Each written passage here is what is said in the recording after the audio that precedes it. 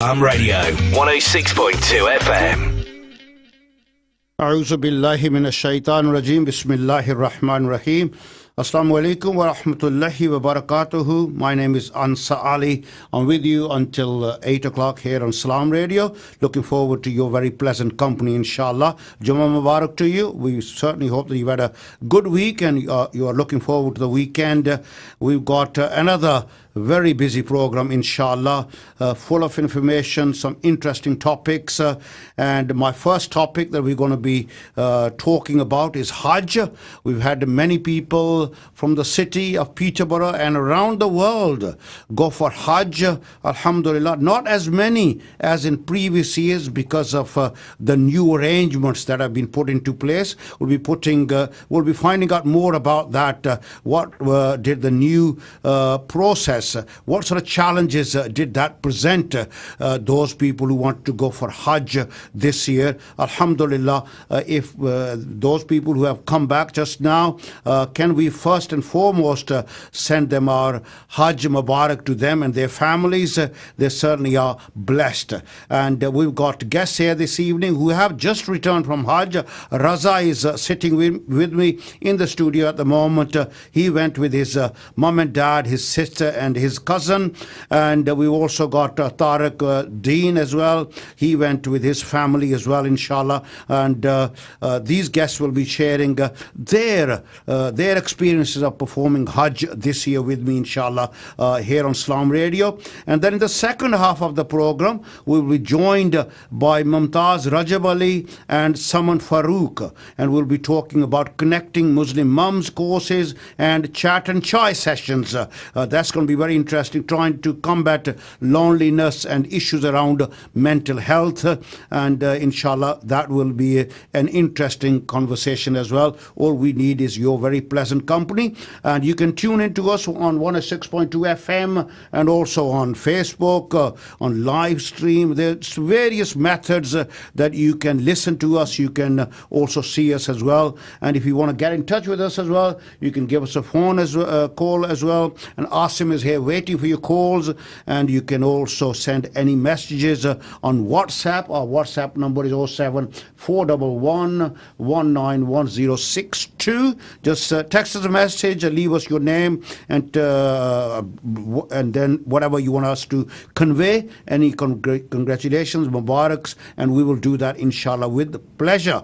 So let's start our first conversation with Raza. Assalamu alaikum, Raza. Wa alaikum assalam wa rahmatullahi wa barakatuh. And also Hajj Mubarak. Khair Mubarak. Alhamdulillah. It was good to talk to you. A couple of weeks ago, on a Friday evening, you were very busy preparing last-minute preparations. You took your mom and dad and your sister and your cousin with you as well. And I know you were looking forward to it, no doubt, as every Muslim does indeed. Hajj is one of the pillars of Islam, and every Muslim who's physically fit and also financially able to should perform Hajj at least one in their lifetime. So alhamdulillah, you at a very young age have been able to do that, and you also managed to take your parents as well. So alhamdulillah, a wonderful achievement. It must feel like a blessing to you. Alhamdulillah, definitely a blessing. That's okay. Right. And when I spoke to you on the telephone about 3 weeks ago, I understand, if I remember correctly, you were quite busy sorting everything out. And if you can take us back, when did you decide that you and your mom and dad, your sister and your cousin were going to go for Hajj this year? So we decided initially in 2018, 2019 that we made niyat to go Hajj, but because of COVID, it got closed down. This time we decided 2 or 3 months before. Right. We chose an agent, gave our name. However, that process didn't go through. Okay, so previously people used to have an agent, you made your booking through them, and so they basically sorted everything out. You paid them the money. And this year, there was a portal that you had to use as well, which can be quite difficult for some people as well. But just talk us through. So the agent said, or you learned that that route wasn't available anymore, and you have to be internet savvy, and you have to make arrangements yourself as well. And as a young man educated here, you were obviously able to do that as well. But how easy, how difficult was it? How challenging was it? So Alhamdulillah, if you're tech savvy, it was simple. It was a long process. It took 3 or 4 hours. But it was quite technical or quite difficult because you have to register your interest and then you have to wait for like a lottery draw. Right. So it was a bit of a lottery whether your names came out or not. That's correct. So we found out the day it closed at midnight that our name came through. Right. Alhamdulillah. And how many days before you travelled was it? It was 4 days before. 4 days. That's right. When you realised that you have been successful in obtaining the visa, the right documentation, and you can go for Hajj, yeah? So it was 4 days before we were to travel that we found out that we were selected. All right, so we had yes. 72 hours to pay for it and 96 hours to get the visa. And what was the cost associated these days? Previously, I understood that people could go and perform Hajj around £5,000-6,000. So the average package was just over 9,500 All right, per person. For what you went to. And so you were successful, you made the preparations, alhamdulillah, and I know your dad hasn't enjoyed the best of health as well. How did he cope with the travel and things like that? So alhamdulillah, once we were there, it was beautiful. It was all arranged on time. Your flight was here. It was a direct flight. It was VIP buses. So once we were there, it was really, really enjoyable. Okay, and just now talk us through in your own words. So you landed at Jeddah, and then I'll talk to you, in terms of what happened then. Yeah, so we landed in Jeddah and we were greeted by the new company. They had reps and buses.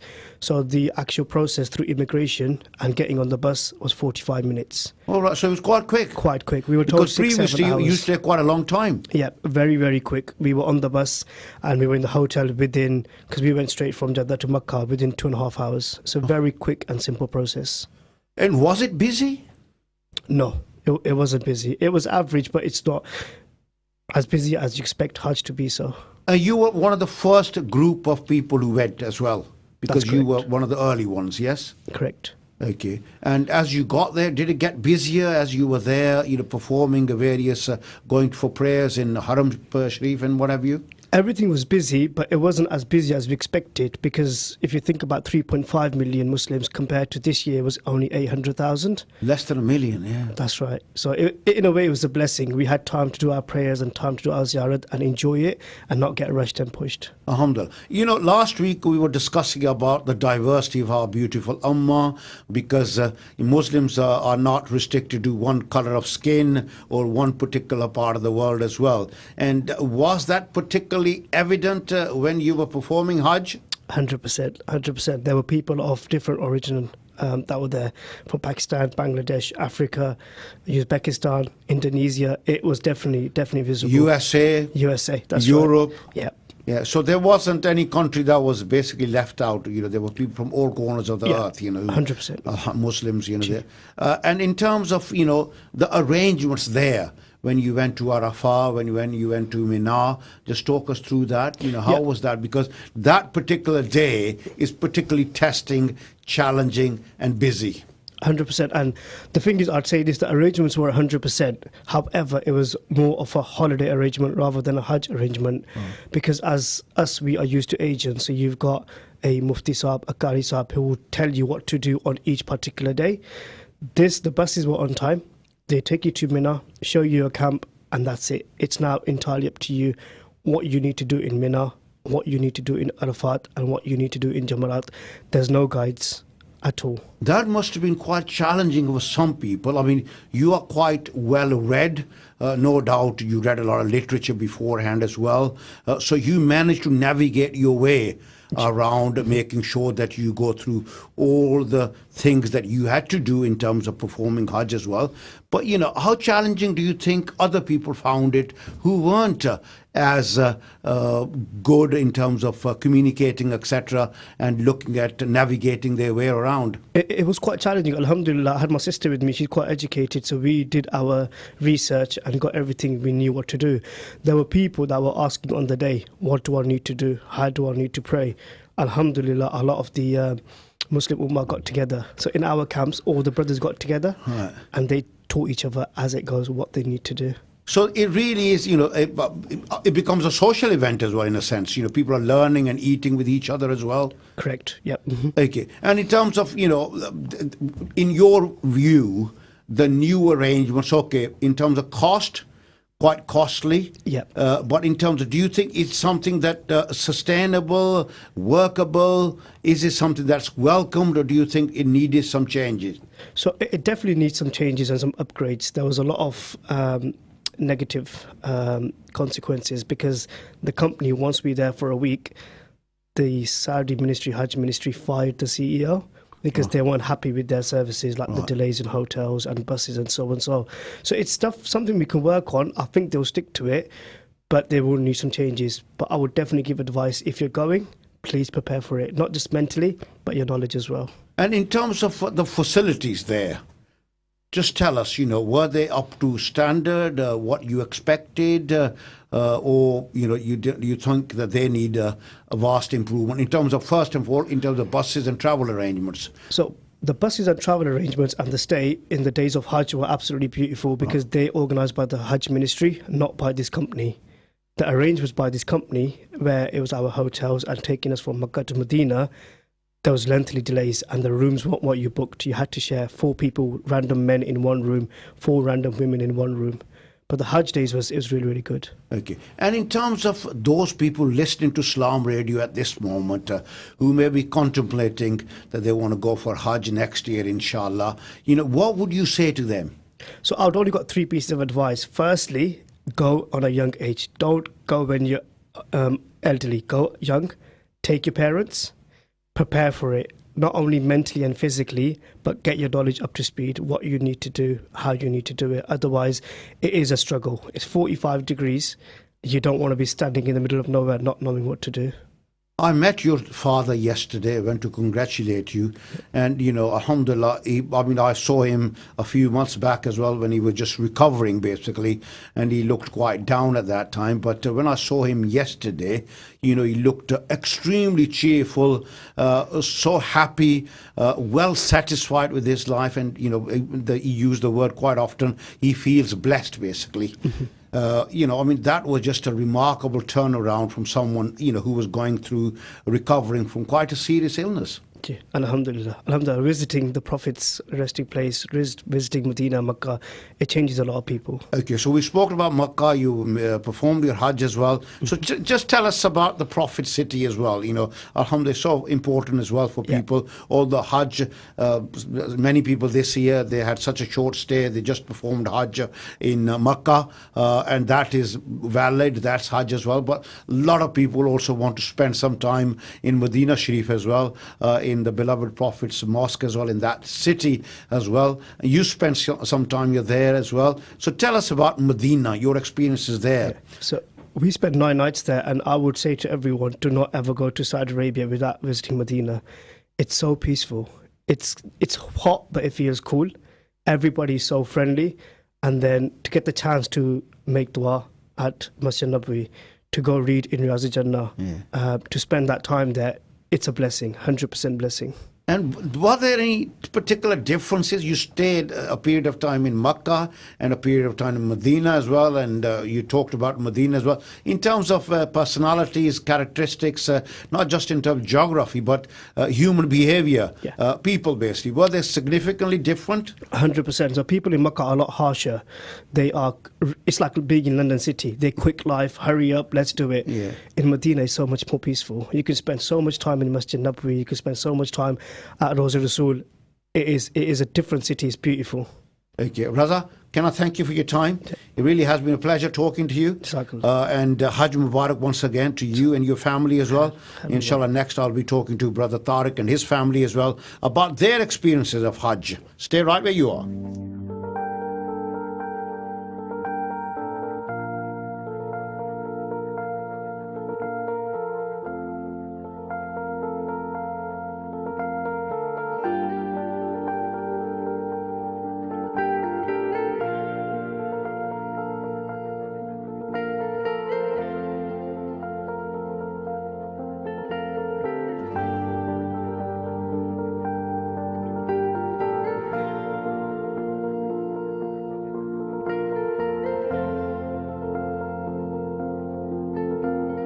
dream for a day when there'll be no more misery.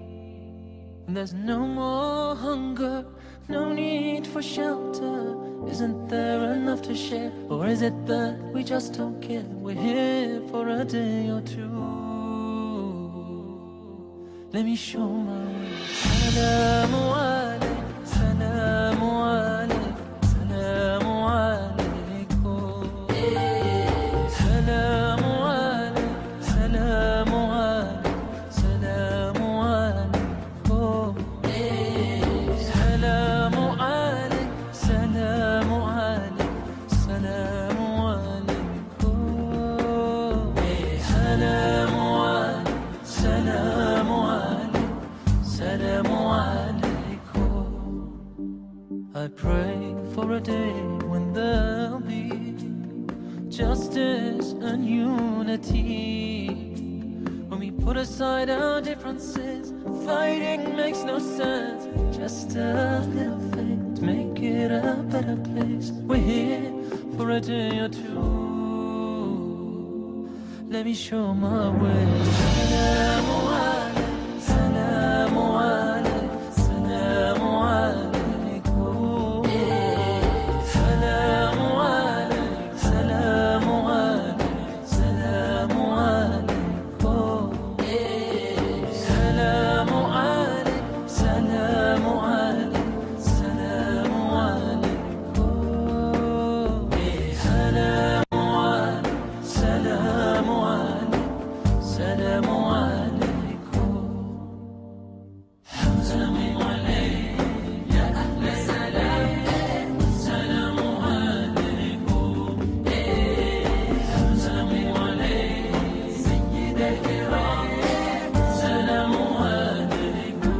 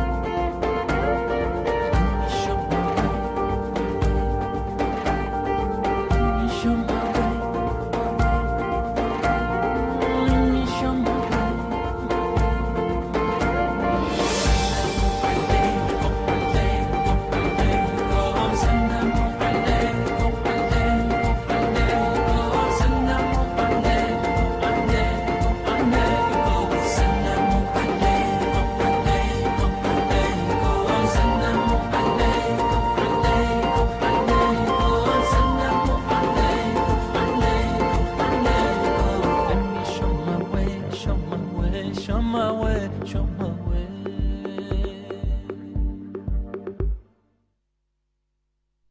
Assalamu alaikum and welcome back with me, Ansar Ali. You are listening to Islam Radio. Delighted to have your company. That was Sami Yusuf that you've just heard with that beautiful nasheed. It's a busy program as always. My next group of guests have arrived as well. And we are in conversation with Ansar Ali, and we're going to be talking about Hajj with our next group of guests as well. They are Tariq and family as well. Assalamu alaikum, Tariq. Yeah, you can put them on if you want to, but sorry, but we can start talking as well while you're doing that. Yeah. And Hajj Mubarak to all of you. Thank you very much. Yeah, and Alhamdulillah, delighted to have you here. Alhamdulillah, we talk about Hajj. And Tariq, you live in you work in Saudi Arabia? I do indeed, yes. Although you are a Peterborough person, you have family here as well. How long have you been working in Saudi Arabia? Alhamdulillah, I've been working in Saudi Arabia so almost 22 years. Well, that's almost your home now. It is almost our home. Okay, and how did you make your arrangements for you and your family to go for Hajj this year? As a matter of fact, I was here in late June visiting my family. So as you know, that process has changed now, so that we have to apply through portal.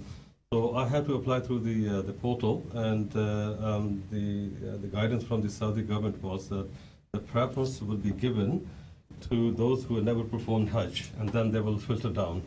So Alhamdulillah, we were very fortunate that our application was accepted, and we were told around about third week in June that our application accepted, and then they allocated the Hamla, the company who we went with, and that's how we went. Okay, and we talked to Raza earlier as well, and you took your family. In terms of preparations and things like that, what sort of preparations did you have to make in order to go and perform Hajj? Obviously, the vaccination was the first step. Fortunately, the company I work for, they have their own hospital, so they arrange all the vaccinations. And then the other, it's the logistic thing. The Hamla, they allocated us for us. It was based in Jeddah. Right. So we had to make our own arrangement from Dammam to Jeddah and back, and also we have to arrange our own hotels. But Alhamdulillah, it's very smooth. We were told to meet the Hamla in Jeddah in a hotel, a meeting point. So we went there, and then from there we went to Haram to perform Umrah, and then onwards to Mina. Sister Nagma, congratulations to you as well, Hajj Mubarak. And how did it feel for you to go for Hajj with your family? Alhamdulillah, you must have been excited, feel blessed. Thank you very much, Khair Mubarak. Yes, Alhamdulillah, it was a great experience. And I think it's the most blessed place and blessing, one of the greatest blessing from Allah subhanahu wa ta'ala for us. And we really enjoyed it. Alhamdulillah. You must have had, because the system had changed quite a lot from previous years. We had agents. This time people had to make their own arrangements as well. You must have had conversations with some of the women from different parts of the world, basically. Any particular things that stood out for you? Well, actually, yes, where we stayed in Mina, there was all Arabs. Right. And only we... So they were mostly locals? Yeah, local Arabs. And only me and my daughter was the only Pakistani family amongst them. And we had, mostly we prayed and recite Quran. And then nothing much we talked about, actually. And Zainab, just tell us, as a young person performing Hajj and going on this blessed journey, what was your experience like? Well, in the beginning, it was difficult to adapt to, as what I have been told from my parents when back in their time when they did it. It was very different from what I expected. Alhamdulillah, I adapted easily, and the journey went smooth, alhamdulillah. Alhamdulillah. And do you feel good in the sense that you were able to perform Hajj at such a young age? Yes, it's very accomplishing, as I was blessed with the opportunity to do it as a 14-year-old girl, and while I'm still in my prime and have good health. Alhamdulillah. Did you see many other young people there performing Hajj? I could see some that were my age, very few that were my age. Most were, I think, above 20, maybe? Yeah, mostly all, yeah, absolutely. Young people or older people, yes. And Brother Tariq, if I can turn back to you now as well, obviously it is another blessing when you're able to go with your whole family as well. That must have been added an extra excitement to you, to this blessed journey. Indeed, it was. We were planning for the last couple of years, but because due to COVID, it was not possible. So even this year, we were not sure whether we will be able to go, because the government limited the number of people who can go for Hajj. So Alhamdulillah, we are very fortunate. Although it's crowded, but not very busy. Did everything go according to your expectations whilst you were there performing Hajj? Alhamdulillah, better than expectation. The place we stayed in Mina Towers, and in Arafat, in Muzdalifah, it was excellent. Transportation was excellent. We used the train to go from Mina to Arafat, and took about 5 minutes, and then Arafat to Muzdalifah and back to Mina. Journey went, alhamdulillah, very, very smooth. We were told earlier that there were less people there this year than had been in previous years as well, before COVID lockdown as well. So it wasn't as busy. I know you'd been before as well. No, it wasn't. This year, I think around 1 million people were there. Yeah. But nevertheless, 1 million people are 1 million there. Yes. But not, when you have 3 million people. That's right, yes. Performing the Hajj, right? But 3 times as many, yes. Yeah. But no, hats off to Saudi government. I think they've done a marvelous job. There's still room for improvement, but alhamdulillah, everything went very well. What would you say to people listening to Islam Radio at this moment in time who are preparing, thinking about going for Hajj next year? You've got 50 seconds. Right. It's a bit different this year. You have to obviously apply through the portal, but my message is that if you're healthy and you're able to perform Hajj, you should do it at the first opportunity. Yes, brothers and sisters, the message is quite clear from all our guests that Hajj is best performed when you're young, you're physically fit, and of course you have to be financially able to do it as well. But inshallah, the journey went well for all of you. Yeah. Alhamdulillah. Well, once again, Hajj Mubarak to you, and thank you very much for taking the time to join us here on Islam Radio. Thank you very much. Really, and keep us in your du'as. Inshallah. Okay, and you listen to Islam Radio with me, Ansar Ali. Delighted to have your company with you every Friday, 7 till 8. And we've got more to come in the second half of the program. Stay right where you are. All my guests are here. All we need is your pleasant company. Stay tuned to Salam Radio after this short ad break. Peterborough Eats is your new local food ordering platform. Order through Peterborough Eats and not only save money with exclusive deals and discounts, also save your takeaway money too, with our commission being up to 50% cheaper than other well-known platforms. Each order through Peterborough Eats also helps us reinvest back into our community. Find our app on Google and Apple stores or visit peterborough-eats.co.uk. Why not order today? Asia Restaurant gives you the unique fusion of flavours from Turkey, Iraq, Syria and Iran. Our shish kebabs are grilled on a charcoal barbecue for that authentic taste. Lamb shanks, fresh shawarma, chili kebab, lamb shish, grilled chicken, freshly made baklava and so much more. Eat in or order through Peterborough Eats or Peterborough Grab. Asia Restaurant, 5 Fitzwilliam Street, Peterborough, PE1 2RU. Call us on 01733 562 530. Great prices, great quality. Why not come and find out for yourself? Asia Restaurant, the true taste of the Middle East. Are you looking for a career where you can make a difference? At Cross Keys Homes, we work with our local communities to create opportunities that change lives. We're looking for enthusiastic, talented people to join our team, from apprenticeships to senior management positions.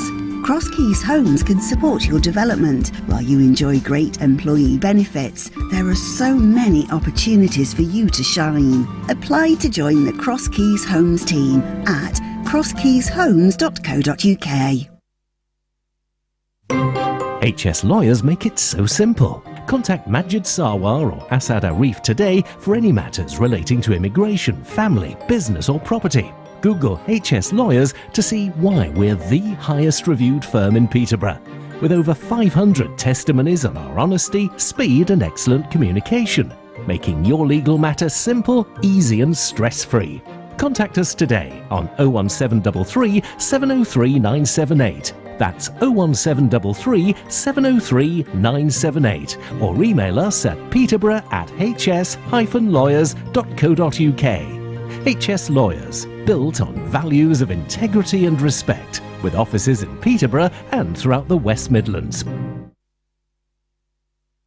Mar food store Lincoln Road Triangle te inna rush o balle hoy tusani amba ne pure mulke vich rolle Pakistani sogatan ji amb le lo jamnu le lo Pakistani taze mithe amb te jamnu aa gaye ji ਯਕੀਨ ਕਰੋ ਜੀ ਭਾਈ ਨਾ ਮਾਰ food store ਵਾਲੇ ਕਿੰਨੇ ਵਰਿਆਂ ਤੋਂ ਸਾਨੂੰ ਪਾਕਿਸਤਾਨ ਤੋਂ ਆਪਣੀ ਬ੍ਰਾਂਡ ਦਾ ਅੰਬ ਮੰਗਵਾ ਕੇ ਪੂਰੇ ਯੂਕੇ ਨੂੰ ਨਸ਼ ਲਵਾਉਂਦੇ ਆ ਤੇ ਹੁਣ ਪਾਕਿਸਤਾਨੀ ਜਾਮਣੂ ਵੀ ਭਾਈ ਉਹ ਜਨੇ ਨੇ ਆ ਪੁੱਤਰ Amar Food Stores, Al Mashu, fresh halal meat and groceries. Address 613B Lincoln Road, Triangle, Peterborough. Telephone 01733 687374. Amar Food Stores, Meyar ka naam, munasib daam.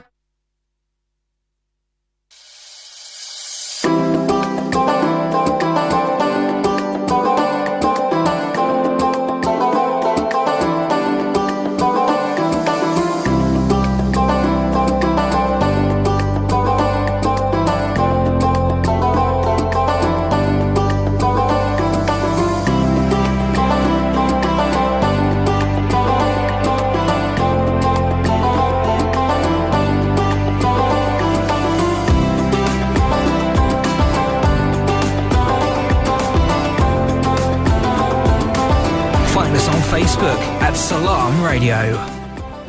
Assalamu alaikum and welcome back to In Conversation with Ansar Ali. I'm your host. Delighted to have your company with you until 8 o'clock, inshallah. And we've got more guests talking to us about interesting events that are taking place for the community, helping our community, giving out information, supporting our communities. My two next guests work for Mind. Let me welcome them. Mumtaz, assalamu alaikum. Wa alaikum salam. And Salman, assalamu alaikum to you. Welcome salam. Good to have you both here. Just move forward a little bit, please. Yeah, that's it. That's great. Yeah, thank you. And yeah, we want to make sure that people hear you, what we're talking about, okay? Mumtaz, if I can ask you first, you work for Mind, based in Peterborough. Yeah. Just tell us, what is your organization all about? Okay, so CPSL Mind is a charity that it's an offshoot of Mind. And we just work to promote awareness about mental health issues, support people who have mental health issues, and across the range, so very mild to more serious. And what is your own particular role? So I'm a project worker within the perinatal service, and we support mums who are pregnant up to their children getting to about 3 years old. Okay, and a Lantern Initiative also part of this journey as well in supporting women? Absolutely. So CPSL Mind and the Lantern Initiative both realised that of the services that CPSL Mind offers, Muslim ladies weren't accessing them. We're going to come back to that in a minute as well, because that is the really crux of our chat this evening, inshallah. And Saman, in terms of your particular role, what do you do in the organisation? I have the same role as Mumtaz, so I'm also a project worker within the perinatal team. And I work with Just Muslim Mums. And how, so you've got two fantastic initiatives, and we're going to talk a bit about that. We talked about Lantern Initiative and what have you, and you just started to explain a bit more about that Muslim women not accessing services as well. How long have you been around offering this service to Muslim women? So we were both recruited back in May last year. Right. So we, those first months, 8 months or so, we were doing research. Some peer designers were also recruited to interview mums and find out their experiences. And we interviewed professionals. So that first 8 months was taken, 7-8 months was research, and we've been offering the service, I think, since about January this year. Yeah. We piloted it in November, December last year, and we've been offering it since January this year. And how do you think these sessions are being taken up by what you offer by Muslim women in particular? We've had a good uptake, alhamdulillah, and we've had really good positive feedback as well. Women are really enjoying it. They really appreciate that they can come to these courses and these sessions and talk about their feelings and emotions in a safe space. And sometimes I know I've heard in the past as well, our Muslim women are a bit reluctant to go into and get involved in these activities. Was it quite a challenge for you two to build their confidence, to come to these sessions, to come and talk to you? Yeah, I think it has been a challenge. I think not only because women don't want to talk about their issues, but also because they don't know what services are available. No. And if they don't know that that they are available, they wouldn't know to ask.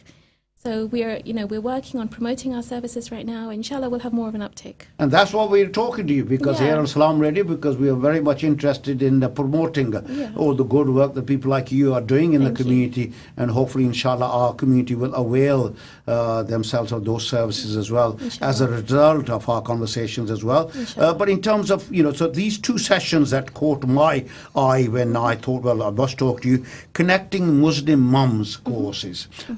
Just tell us, what does that offer? What is it? What is involved? Okay, so CPSL Mind has been offering a Connecting Mums course for a number of years.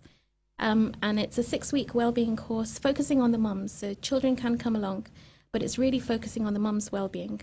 But again, like I said, Muslim women weren't accessing the service. So what we've done is, following that research that I talked about, we've tailored the course especially for Muslim mums. So we are including Islamic content, we're a bit more culturally sensitive, and we're just around other Muslim mums. And, half the battle, one of the main issues that affect mums, not only Muslim mums, all mums, is that feeling of loneliness and isolation. So they can come together with other mums who are in the same position. They can just know that they're not alone, and that's half the battle.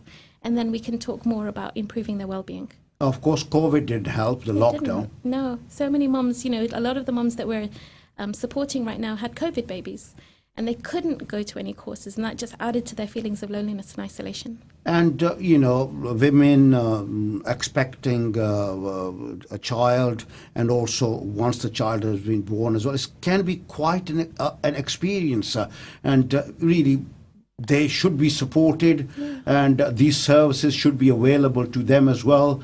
And I know I've come across some really tragic stories as a result of that, because that support has not been available, and things have really just gone out of control. What sort of, obviously we don't want to talk about any personal instances as well, but generally speaking, what sort of challenges did this present to you too, in terms of supporting the women, giving that early intervention so that they don't fall into much deeper mental health issues? I mean, it's just not, some women do have mental health issues. They will have anxiety, they will have baby blues and postnatal depression. So we do offer one-to-one support regarding women with those kind of issues. But the course that we offer is open to all Muslim women, and it's more regarding connecting them. Yep. And so they have the opportunity to talk to women who are in a similar position to themselves. They just had a baby, and it's difficult with the sleepless nights and being tired. And so they connect on that level. So they talk about what they're going through at that time. And it has been challenging. It has been. And I think it's, there's a famous proverb, it takes a village to raise a child. Yes. It's a massive job. And it's okay. One of the main messages we're trying to get across to mums is that it's okay to accept help. It's okay to ask for help. And as Muslims, we're told as well, we take one step, Allah will bring us 10. So that first step of them signing up for support or asking for support, whether it's with us or from family or friends, is such an important step. But it's really a step that the mums have to take themselves. And then we're all around to support them, inshallah. And if they try, if it works for them, then fantastic. Like someone said, the feedback we've had so far has been really good. There's one lady, I remember, she said the course changed her life. And she feels like herself again, because she had a lockdown baby. She had a lot of difficulties, during her pregnancy, after the birth of her baby, and she feels like herself again. And it was, it's amazing to be able to support. But the thing is, she took that first step herself. If she hadn't taken that first step, we wouldn't have been able to help her. Absolutely. There is that initial reluctance, isn't there? Yeah. Because that's part of the problem, actually, because I think generally within the community, they don't want to go to some of these institutions for help and support. And how has Mind, working with the Lantern Initiative, made sure that the content, the support that's offered is sensitive to the needs of the Muslim community, bearing in mind the culture and the religious needs as well? So what we do is, it's based on the Connecting Mums course that the CPSL Mind has been offering for some time. And so the main part of the course is that it's the same, because the issues affecting mums aren't different just because you're Muslim. A lot of them are just the same.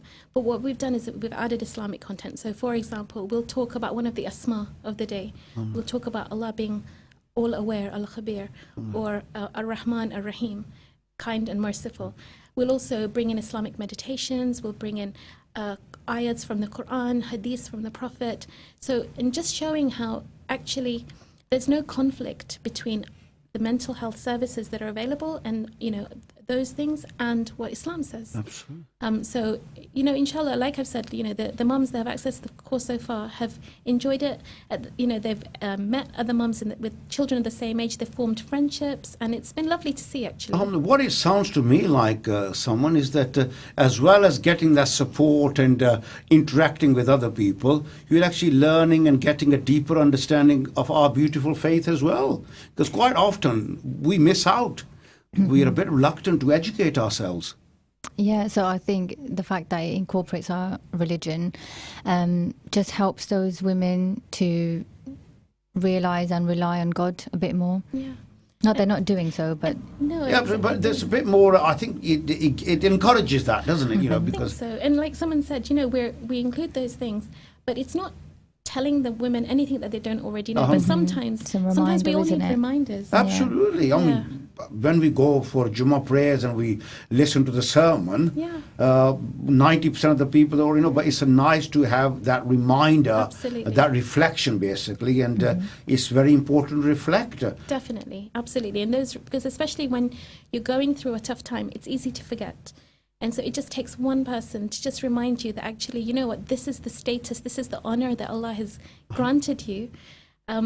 And just to appreciate that and be thankful for that, and then know that they can ask for support and accept support. Alhamdulillah. And also chat and chai.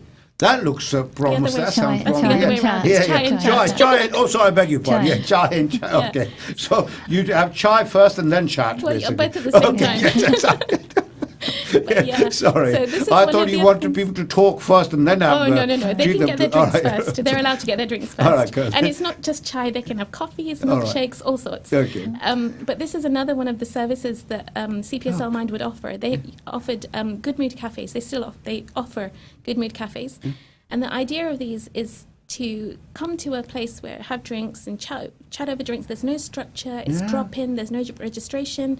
But the idea is to leave in a better mood than you arrived in. Absolutely. So again, the Lantern Initiative and CPSL Mind noticed that Muslim women weren't accessing the services, and so they tailored these sessions for Muslim women, and called it Chai and Chat. Yeah. And they're run at Heavenly Desserts every Monday from 1 o'clock to 2:30, and it's been really lovely. It's been really popular. It's very, very popular. It's been really popular. Good. And people listening to the program this evening, not just our sisters, but our brothers as well, the fathers, what message would you have for them, basically, particularly the younger generation, in terms of encouraging, particularly our women, to come and take advantage of what you have to offer? First of all, I'd apologize to the brothers because it's not for them. It's just for the sisters. Yeah, I'm missing out on I'm the so child. sorry. But no, alhamdulillah, it's great to see these initiatives. Yeah, actually. so inshallah, you know what, who knows? So, maybe someone can set one up for the brothers.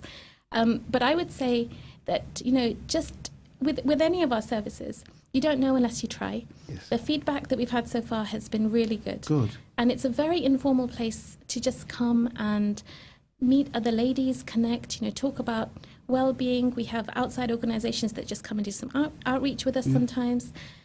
Our funding is only lasting until the end of August. So unfortunately, these sessions will be finishing at the end of August. That's for Chai and Chat. For Chai and Chat. Not for the whole service. The Chai and Chat will be finishing at the end of August.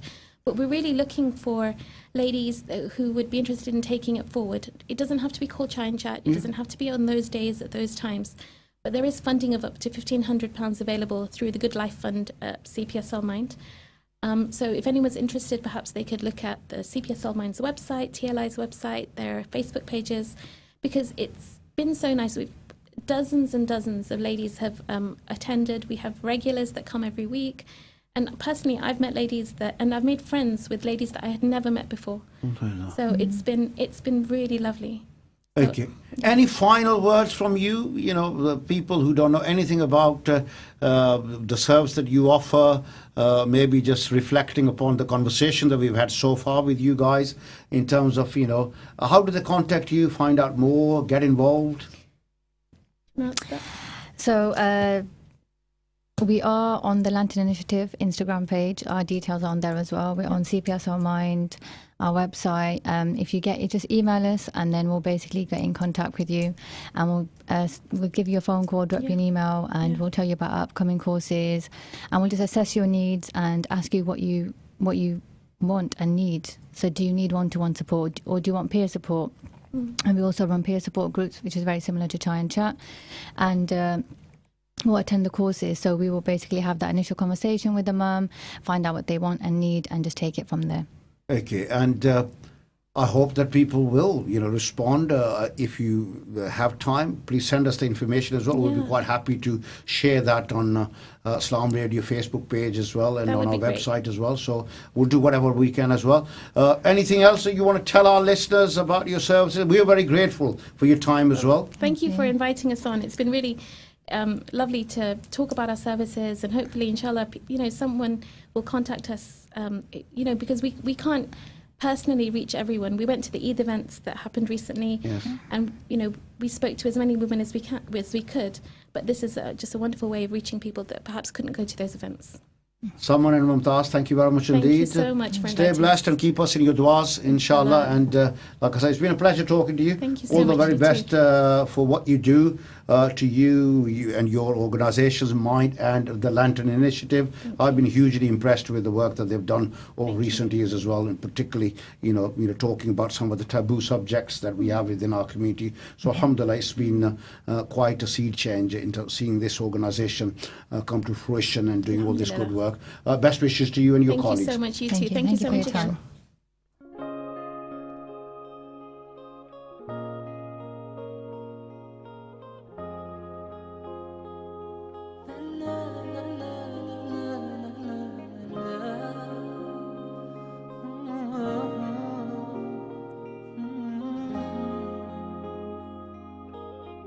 It's so hard to explain what I'm feeling, but I guess it's okay, 'cause I'll keep believing. There's something deep inside, something that's calling. It's calling you and I. It's taking us up high to healing. A simple act of kindness brings such meaning. A smile can change a life. Let's start believing and feeling. Let's start healing. Heal and you will be healed. Break every border. Give and you will receive. It's nature's order. There is a hidden force pulling us closer. It's pulling you and I. It's pulling us up high to healing. A simple act of kindness brings such meaning. A smile can change your life. Let's start healing and feeling. Let's start healing. Hearts in the hand of another heart, and in God's hand are all hearts. An eye takes care of another eye, and from God's eye nothing hurts. Seek only to give and you receive. So heal and you will be healed. Healed, it's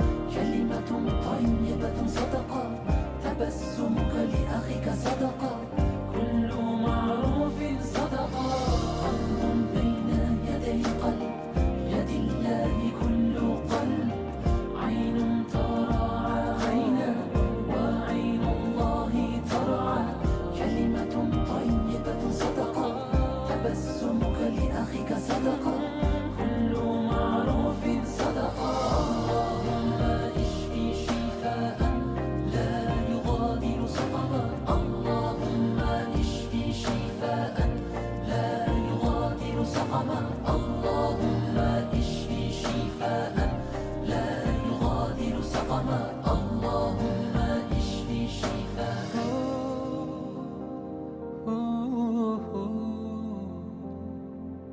Let's start healing.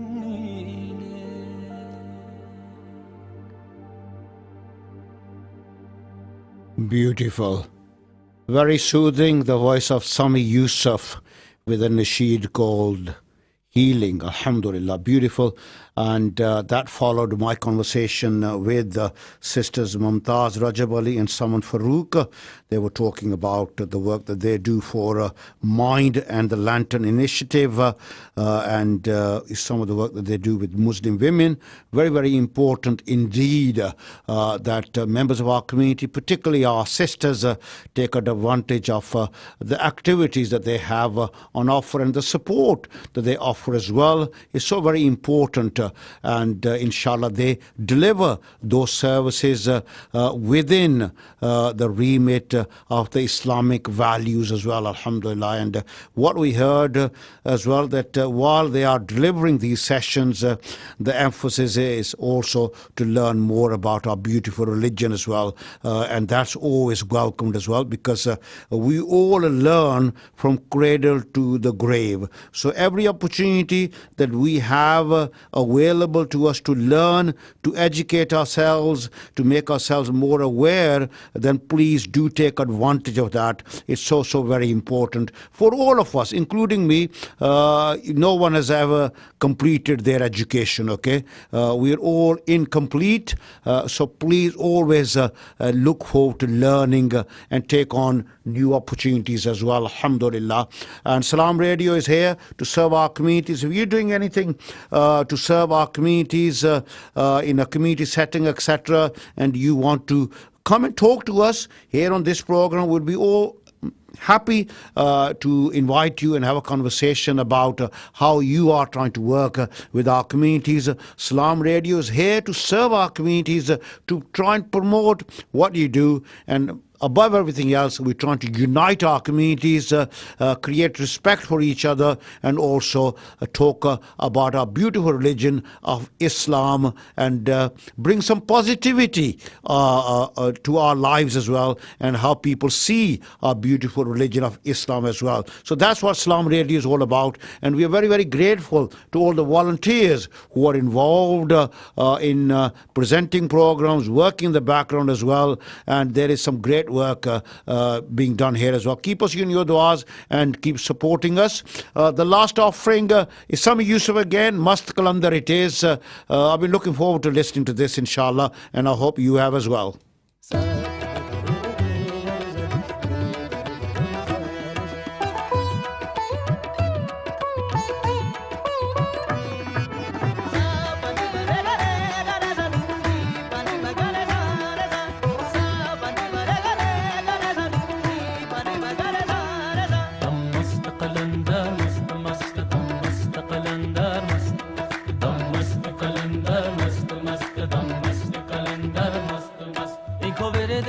دم علي علي دم علي علي سخلال قلندر مست مست سخلال قلندر مست مست جنلال قلندر مست مست دم مست قلندر مست مست دم مست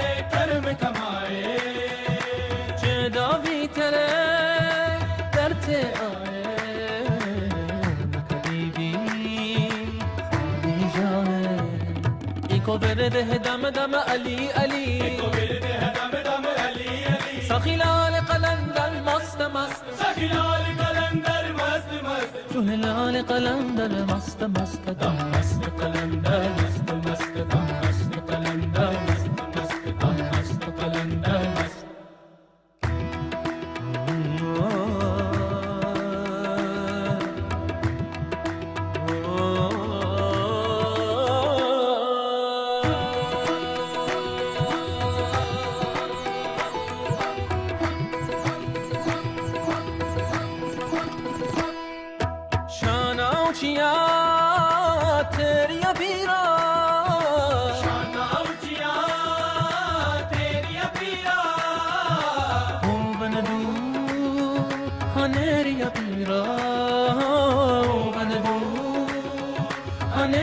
पीरा आसा है बथेरी पीरा सुंदर साजे Mast Kalandar, the voice of Sami Yusuf.